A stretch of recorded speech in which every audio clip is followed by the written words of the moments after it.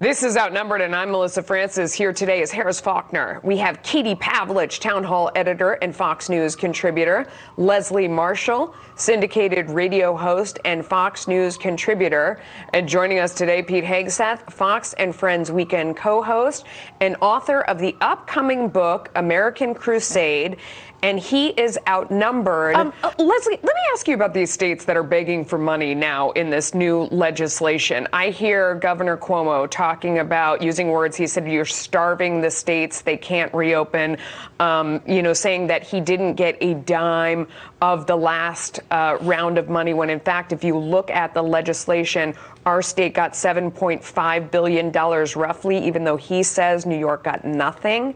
And also the Treasury has made there's a line of credit for states like California, where you are, to go ahead and borrow if they want to, but instead they want a gift from the federal government on top of what they've already gotten. Why should we do that? Well, there are a few things here. Mitt Romney brought a sign in today that said blue states aren't the only ones getting screwed. And that's true. And if you look at the country, California is the largest state where I'm sitting right now. New York is a very large state. But even Senator Collins, who was a Republican, said smaller loan governments are not, smaller loans and smaller states are not being helped by the Treasury and by this federal program. In addition to that, when you have so many Republicans now, more than a handful, coming on board and saying, look, we've got to help, we've got to bail out the state and the local governments. Senator Mitch McConnell is not just in a sea of red against a sea of blue on this. This is not just a Democratic talking point any longer. The states and local governments in many states, maybe not California, but the smaller states, especially the small red states, they're starving and they need the help. There are new questions about the Russia investigation. Sources are telling Fox News transcripts of House interviews with 53 witnesses show not one could provide evidence of collusion between the Trump campaign and the Kremlin. That would align with the conclusion of Robert Mueller's investigation, which found no evidence of illegal coordination. The transcripts could also raise more questions about House Intel Chair Adam Schiff's claims of, quote unquote, direct evidence of collusion. One senior administration official tells Fox News, quote, Schiff is in panic mode. Meanwhile, the Justice Department has released a long-awaited August 2017 scope memo by then-acting Attorney General Rod Rosenstein outlining Bob Mueller's authority. It shows his probe of key members of the Trump team went well beyond what was previously known. Senator Lindsey Graham says the investigation's legal foundation is crumbling. We know that the scope of the investigation was to look at Carter, Page, Flynn, Papadopoulos, and Manafort as to whether or not they were working with the Russians.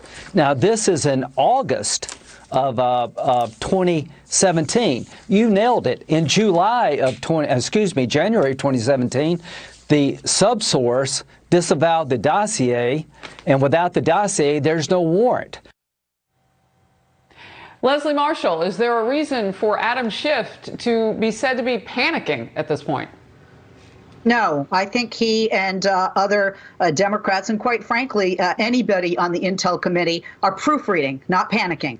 And the reason is the ODNI, even Devin Nunes agrees with Adam Schiff that it was the ODNI that dragged his feet and delayed. At the end of the day, what we're going to have from this is exactly what the Mueller investigation found, that Russia did in fact interfere with our elections, and that there was no collusion. I understand people are wrapped up with what Adam Schiff said, but we know when you look at anything legally, there is some level of subjectivity to it and interpretation to it, and that's what I'm assuming Schiff is going to say.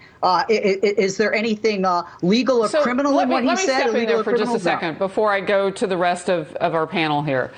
So, Leslie, you're talking about how Schiff might spin this. That's what I hear you saying. But the facts don't need spinning. And you just said it. There was no collusion. And now everybody's kind of on the same page, literally pages of evidence now.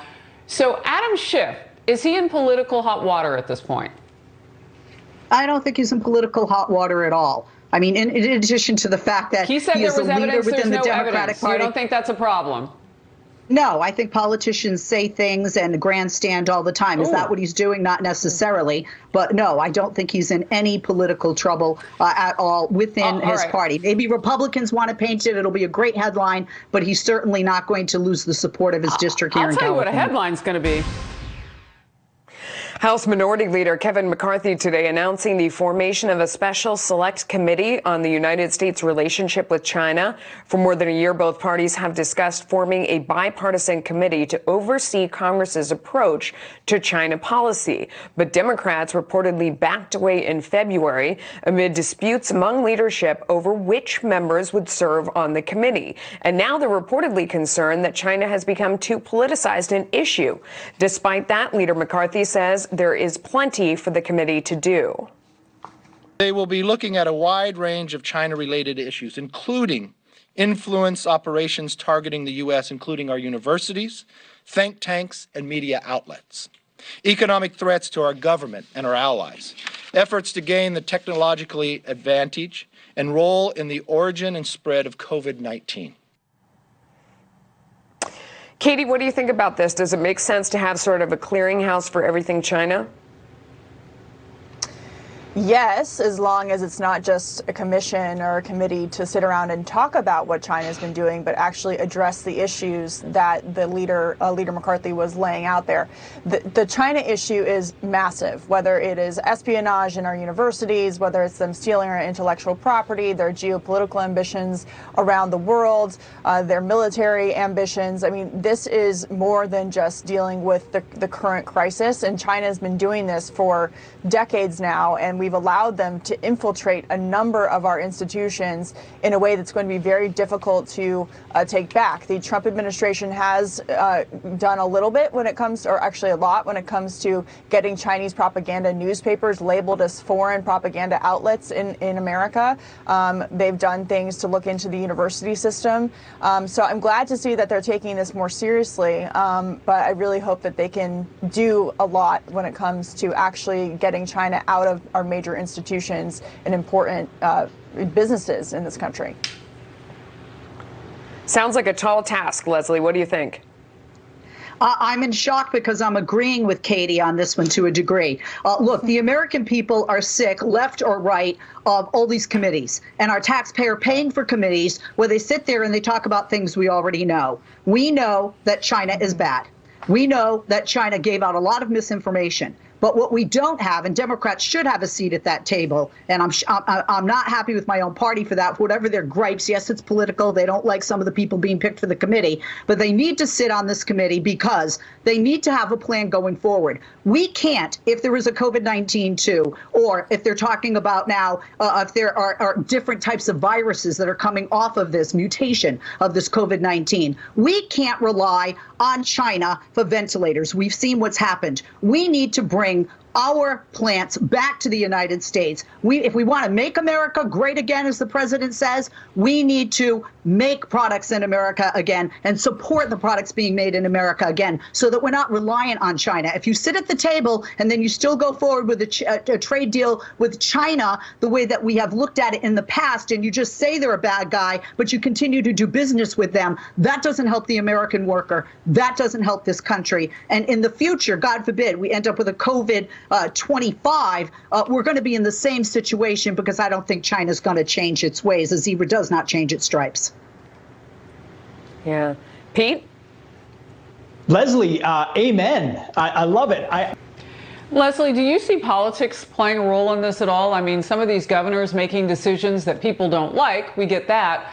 But also the communication breakdown. Some are listening and some are not. I think that's fair to say. Well, I think definitely politics is at play for some of the decisions when you look at the states.